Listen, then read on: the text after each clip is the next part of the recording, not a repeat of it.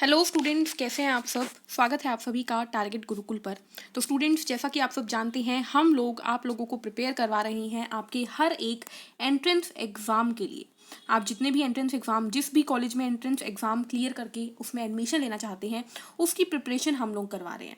यानी कि आपके एंट्रेंस को आसान बनाना चाहते हैं हम लोग। ठीक है, तो इसी के दौरान सबसे पहले मैं आप लोगों को, देखिए, थ्योरी क्लासेस आप लोगों की चल रही है।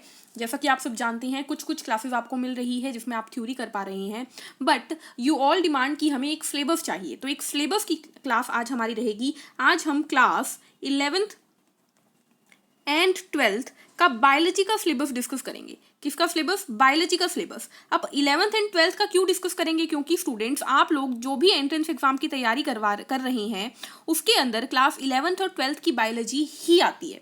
ठीक है, अगर आप बीएससी मेडिकल में प्रिपेयर कर रहे हैं तो मेरा सब्जेक्ट है बायोलॉजी और केमिस्ट्री, तो मैं आपको उन दोनों के बारे में बताऊंगी। आज के सेशन में मैं आपको बायोलॉजी की सारी चीज़ें बता दूंगी। यानी कि बायोलॉजी के अंदर आपको क्या क्या पढ़ना है, कैसे कैसे पढ़ना है, कैसे कैसे चैप्टर करना है आपको। ठीक है, कौन कौन से चैप्टर इंपॉर्टेंट है, कौन कौन से नहीं है, हम सब कुछ पढ़ेंगे। लेकिन जो इंपॉर्टेंट है उसे ज़्यादा डिटेल में पढ़ेंगे और जो कम इंपॉर्टेंट है उसे कम डिटेल में पढ़ेंगे। चलिए तो स्टार्ट करें। चलिए, लेट्स गो। तो सबसे पहले देखिए, ये हमारे पास हमारी एनसीईआरटी का फर्स्ट इंडेक्स है। ठीक है, आप सभी ने देखा हुआ होगा, 11th 12th आप सब पास कर चुके हैं। और एनसीईआरटी तो हमारी बूटी होती है, क्योंकि एनसीईआरटी एक वो चीज़ है जो कि हमें घोट घोट के पी लेनी होती है, चाहे हम किसी भी एग्जाम की तैयारी कर रहे हैं। ठीक है, हम 11th के बोर्ड्स कर रहे हैं, हम 12th के बोर्ड्स कर रहे हैं, हम नीट कर रहे हैं, हम एम्स कर रहे हैं, हम जेईई कर रहे हैं, हम कुछ भी पढ़ रहे हैं, हम एंट्रेंस एग्जाम की तैयारी कर रहे हैं, हम कोई भी एग्जाम की तैयारी कर रहे हैं, हमें एनसीईआरटी को घोट कर पी लेना होता है। तो वही एनसीईआरटी हम आपको घोट घोट कर पिलाएंगे। अगर कुछ एक डोजेस आपकी रह चुकी होंगी ना, तो वो भी कवर अप हो जाएंगी इस सेशन के दौरान, जब हम इस पूरे के पूरे बैच के अंदर हम डिटेल स्टडी करेंगे पूरी बायोलॉजी की और पूरी केमिस्ट्री की, और डिटेल भी उतनी जितनी आपके लिए ज़रूरी है, बहुत ही ईजी वे में। ठीक है, छोटी छोटी स्टोरीज बना बनाकर हम पढ़ते हैं। ठीक है, तो आपको डेफिनेटली मज़ा आएगा, ये मेरी गारंटी है। चलिए डिस्कस करते हैं। तो देखिए, क्लास 11th की बात कर रही हूँ मैं। सबसे पहले क्लास 11th की बायोलॉजी की बुक है हमारे पास। तो आपको दिख रहा है आपके पास कौन कौन से चैप्टर हैं। पहला है द लिविंग वर्ल्ड, जिसके अंदर आप जानेंगे कि हमारी दुनिया में कौन कौन होते हैं। इसमें बैक्टीरिया, फंजाई, वायरस सब कुछ आ जाएगा। उसके बाद बायोलॉजिकल क्लासिफिकेशन, यानी कि बायोलॉजिकल क्लासिफिकेशन में यानी कि वर्गीकरण, जैविक वर्गीकरण, यानी कि किस तरीके से दुनिया में जितने भी जीव हैं उन्हें बांटा गया। पहले पौधों में बांटा गया और जंतुओं में बांटा गया, फिर उनके अंदर बैक्टीरिया अलग आ गए, उनके अंदर पोरीफेरा, मोनेरा, प्रोटिस्टा, ये सब कुछ अलग अलग आते गए। ठीक है, क्लासिफिकेशन, मैमल्स कैसे आए, एव्स कैसे आए। ठीक है, वर्टिब्रेट्स क्या होते हैं, नॉन वर्टिब्रेट्स क्या होते हैं, हर एक चीज़ बायोलॉजिकल क्लासिफिकेशन में आ जाएगी। ठीक है, उसके बाद आएगा प्लांट किंगडम, जिसके अंदर हम प्लांट्स के बारे में जानेंगे कि प्लांट्स को भी बांटा गया है। Thallophyta, bryophyta, pteridophyta, angiosperms, gymnosperms. Angiosperms भी मोनोकोट हो गए, डाइकोट हो गए, ये सारी बातें करेंगे प्लांट किंगडम के अंदर। फिर आता है एनिमल किंगडम। तो एनिमल किंगडम यानी कि जंतु जगत, जिसके अंदर हम एनिमल्स के बारे में पढ़ेंगे कि वर्टिब्रेट्स कौन होते हैं, नॉन वर्टिब्रेट्स कौन है, Porifera, Coelenterata, echinodermata, hemichordata, annelid, arthropod, mollusc. और अगर वर्टिब्रेट्स की बात करें तो हमारे पास सबसे पहले कौन आते हैं? फिशेज आती है, पानी में रहने वाली। फिर हमारी ज़मीन पर पानी और ज़मीन पर रहने वाले एम्फीबियंस आते हैं, यानी उभयचर आते हैं। फिर हमारे रेप्टाइल्स आते हैं, यानी कि सरीसृप। फिर उड़ने वाले पक्षी, और हम मेमरी ग्लैंड वाले मैमल्स यानी स्तनधारी आते हैं। तो ये सब कुछ इस यूनिट में रहेगा। और अगर इस यूनिट में से इंपॉर्टेंट की बात करें हम स्टूडेंट, तो इस यूनिट में से बायोलॉजिकल क्लासिफिकेशन आप लोगों का इंपॉर्टेंट रहेगा। प्लांट किंगडम और एनिमल किंगडम भी आप लोगों का इंपॉर्टेंट रहेगा। डेफिनेटली आपको तीनों से एक एक क्वेश्चन देखने को मिल सकते हैं, नो डाउट। ठीक है, आगे बढ़ते हैं अगली चीज़ के ऊपर। अगला आता है हमारे पास नेक्स्ट दूसरी unit, structural organisation in plants and animals. यानी कि हमने देखो ये जान लिए कि प्लांट्स कितने टाइप के होते हैं, एनिमल्स कितने टाइप के होते हैं। अब हम उनके स्ट्रक्चर्स के बारे में जानेंगे। पहला चैप्टर आता है मॉर्फोलॉजी। एक बात तो मैं पहले ही बता दूं, ये तीनों चैप्टर ना आप लोगों को सबसे ज़्यादा बोरिंग लगे होंगे क्लास 11th में, लेकिन जब आप मेरी थ्योरी क्लासेस लगाएंगे ना, आपको ये सबसे ज़्यादा इंटरेस्टिंग चैप्टर लगेंगे। ठीक है, प्लांट्स जो कि एक बोरिंग टॉपिक है ना, उसे मैंने बहुत ही अच्छी तरीके से कोशिश की है इंटरेस्टिंग बना के पढ़ाने की। तो आप डेफिनेटली इसमें मज़े लेंगे, बहुत अच्छे से इसे पढ़ पाएंगे। और येस, पढ़ के याद भी कर पाएंगे, ये मेरी गारंटी है। ठीक है, तो पहला चैप्टर 5 है हमारे पास मॉर्फोलॉजी ऑफ फ्लावरिंग प्लांट्स, यानी कि फ्लावर्स की मॉर्फोलॉजी यानी कि बाहरी स्टडी। ठीक है, मॉर्फोलॉजी का मतलब होता है जब हम बाहर से किसी चीज़ को स्टडी करते हैं कि यार भाई ये फूल दिख रहे हैं तो इसमें 5 पेटल्स हैं, इसके अंदर कितने गाइनोशियम है, कितने एंड्रोशियम है, कितनी सेपल है, फूल जो है वो कैसा है, पत्ते जो हैं कैसे हैं, पत्तों के अंदर आपने देखा होगा कुछ इस तरीके से होते हैं, कुछ इस तरीके से होते हैं। ये सारी बातें हम इसी चैप्टर के अंदर करेंगे, मॉर्फोलॉजी ऑफ फ्लावरिंग प्लांट्स के अंदर। हम जानेंगे कि कौन से जो स्पीशीज हैं या कौन से प्लांट्स हैं कौन सी फैमिली में आते हैं। ठीक है, ये सारी फैमिली वगैरह और स्पेशली फ्लोरल फॉर्मूला भी हम यहीं पर डिस्कस करेंगे। ठीक है, मॉर्फोलॉजी में। नेक्स्ट आएगा एनाटॉमी ऑफ फ्लावरिंग प्लांट्स, यानी कि अब हम प्लांट्स के अंदर चले जाएंगे, जाइलम की बात करेंगे, फ्लोएम की बात करेंगे। भाई जब हम प्लांट्स को पानी देते हैं तो वो पानी कैसे पूरे प्लांट में फैलता है, या पौधों को खाना कहाँ से मिलता है, ये सारी बातें होंगी एनाटॉमी के अंदर। ठीक है, फिर आती है स्ट्रक्चरल ऑर्गेनाइजेशन इन एनिमल्स। अब भाई प्लांट्स पढ़ा है तो एनिमल भी पढ़ना पड़ेगा, तो एनिमल्स की भी मॉर्फोलॉजी और एनाटॉमी करेंगे, यानी एनिमल्स के अंदर क्या है, बाहर क्या है, उनकी स्किन कैसी है, उनकी बॉडी के अंदर कैसे कैसे अलग अलग टिश्यूज प्रेजेंट है, उनके टिश्यूज के बारे में पढ़ेंगे कि भाई दिल में कौन सा टिश्यू होता है, हमारी स्किन में कौन सा टिश्यू होता है, हमारी बॉडी की ऑर्गन्स में कौन सा टिश्यू होता है, हमारा ब्रेन किस टिश्यू का बना हुआ होता है, सारे टिश्यू की बात करेंगे। स्ट्रक्चरल ऑर्गेनाइजेशन इन एनिमल्स, इसमें से इंपॉर्टेंट की बात करूं तो मॉर्फोलॉजी चैप्टर सबसे ज्यादा इंपॉर्टेंट है, ये आपको मार्क करके रखना है। ठीक है, चलिए आगे बढ़ते हैं। आगे हमारे पास आता है एक बहुत ही इंटरेस्टिंग अगेन यूनिट। ये हमारी, अगर मैं 9th-10th की बात करूं तो 9th क्लास का पहला यूनिट था। ठीक है, जब आपने अच्छे से साइंस पढ़नी शुरू की थी ना, तभी आपका पहला यूनिट था सेल।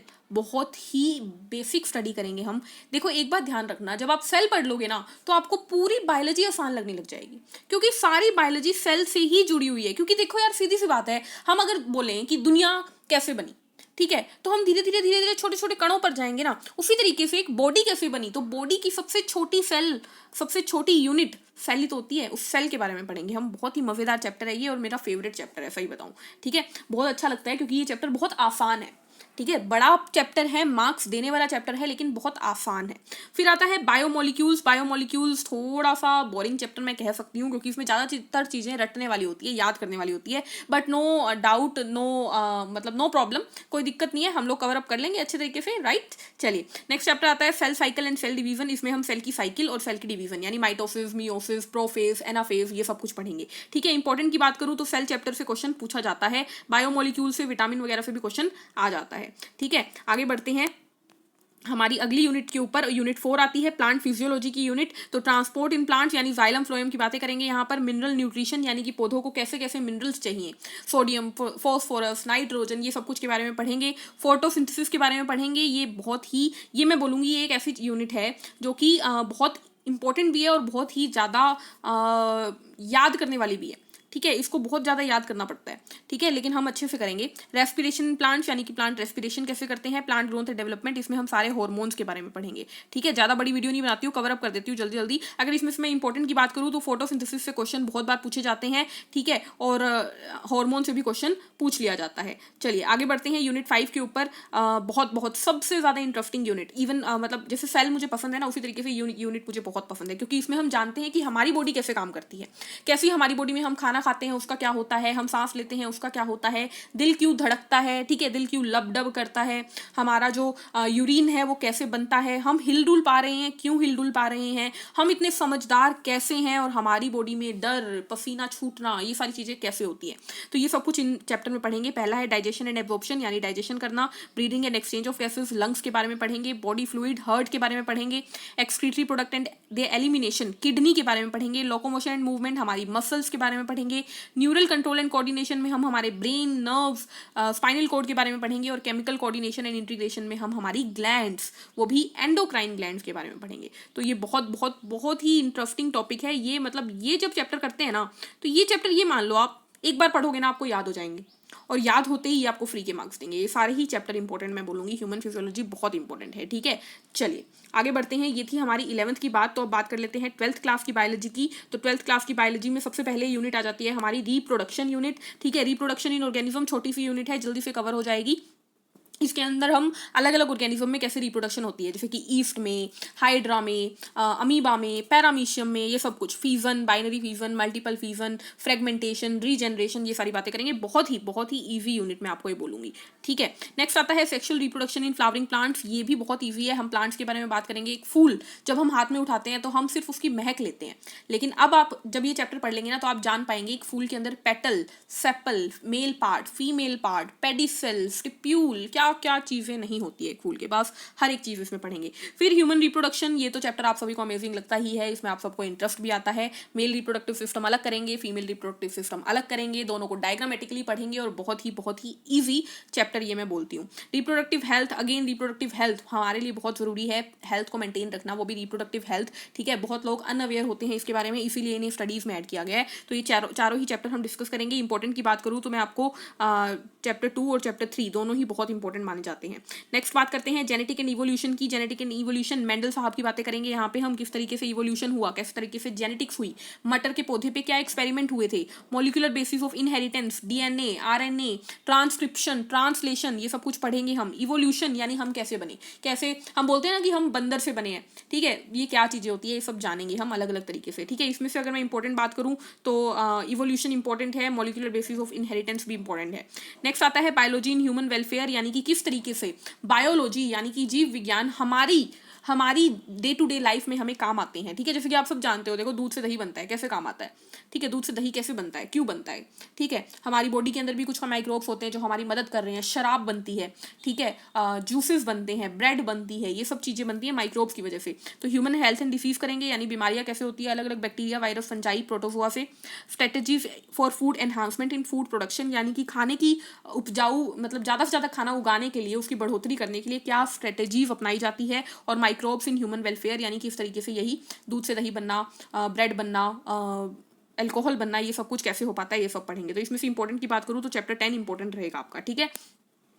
और उसके बाद आती है बायोटेक्नोलॉजी। बायोटेक्नोलॉजी एक इंटरेस्टिंग टॉपिक है अगर आपको समझ में आ जाए तो, अदरवाइज ये बहुत बोरिंग और बिना देखने वाला टॉपिक चला जाता है। आई होप आप में से 50% लोग ऐसे होंगे जिन्होंने बायोटेक्नोलॉजी छोड़ दी होगी। लेकिन मैं मेरी बात करूँ तो जब मैं मेरी क्लास में थी, 11th क्लास 12th क्लास में, तो मेरे जो टीचर थे उन्होंने मुझे बायोटेक्नोलॉजी बहुत अच्छे से करवाया था, जिस वजह से मुझे ऐसा लगता है कि आज मेरी बायोटेक जो है वो स्ट्रॉन्ग है। तो मैं आप कोशिश करूंगी कि आप लोगों की भी स्ट्रॉन्ग बना पाऊँ, बहुत ही इंटरेस्टिंग लगेगी आपको जब हम पढ़ेंगे। तो बायोटेक्नोलॉजी और उसकी एप्लीकेशन ये भी इंपॉर्टेंट है हमारे पास, इतना इंपॉर्टेंट नहीं है, कम इंपॉर्टेंट है एज कम्पेयर टू बाकी चैप्टर्स, ठीक है। उसके बाद लास्ट हमारे पास आ जाते हैं 13, 14, 15, 16 चैप्टर। इकोलॉजी बिल्कुल बच्चों वाले चैप्टर पढ़ोगे, मतलब आपको इवन मुझे लगता है कि बहुत जल्दी जल्दी ये चैप्टर चारों कवर हो जाएंगे। बहुत छोटे छोटे चैप्टर्स हैं, मतलब चैप्टर्स बड़े हैं बट करवाने वाला इसमें कुछ भी नहीं है, बच्चों वाली बात है। पोल्यूशन क्या होता है, water cycle, nitrogen cycle, phosphorus cycle, ठीक है, कैसे हम पॉलीथीन्स को रिसाइकल वगैरह कर सकते हैं। बायोडाइवर्सिटी में हम food pyramid, food web, food chain के बारे में पढ़ेंगे। ऑर्गेनिज्म एंड पॉपुलेशन, इकोसिस्टम में भी हम इन्हीं चीज़ों के बारे में पढ़ेंगे। एक्वेटिक इकोसिस्टम क्या होता है, ग्रासलैंड क्या होता है। बहुत ही ईजी और फ्री के नंबर वाले देने वाले चैप्टर हैं ये मतलब मैं ये बोलूँगी कि आप में से 70% बच्चे जो हैं, अगर ये चैप्टर एक बार पढ़ लोगे ना तो ये आपको फ्री के नंबर देगा, ठीक है। तो ये थी हमारी 11th और 12th की बायोलॉजी। अगर मैं इंपॉर्टेंट की बात करूँ तो सबसे ज़्यादा इंपॉर्टेंट चैप्टर हमारे पास रिप्रोडक्शन है, उसके अलावा हमारे पास इवोल्यूशन है, उसके अलावा माइक्रोब्स इन ह्यूमन वेलफेयर है, ह्यूमन हेल्थ एंड डिसीज भी इंपॉर्टेंट में आ जाता है। इसमें से देखें तो हम 11th में से ह्यूमन फिजियोलॉजी बहुत इंपॉर्टेंट मानी गई है, और हमारे पास मॉर्फोलॉजी बहुत इंपॉर्टेंट मानी गई है, ठीक है। तो ये थे हमारी कुछ इंपॉर्टेंट बातें, ये था हमारा 11th एंड 12th का बायोलॉजी का सिलेबस। आई होप आप लोगों को समझ में आया होगा। मिलेंगे नेक्स्ट सेशन में बायोलॉजी की शुरुआत के साथ। पहले मैं आपको ह्यूमन फिजियोलॉजी से शुरुआत करवाऊंगी, जिसमें सबसे पहले हम डाइजेशन पढ़ेंगे, ठीक है। डाइजेशन पढ़ेंगे, छोटी छोटी क्लासेस दूंगी मैं ताकि आप लोगों को ईजी लगे, ठीक है। बट जो भी आपको डाउट आते हैं आप बताते जाइए, लिखते जाइए, ताकि हम आपके रिजॉल्व करते जाएं। इसके अलावा डाउट क्लासेस भी आपकी पर्टिकुलर चलेंगी। मिलते हैं नेक्स्ट सेशन में। आई होप आज की क्लास आपको अच्छी लगी होगी। तब तक के लिए क्या करना है, पढ़ते रहना है, मुस्कुराते रहना है। Take care, thank you, bye bye.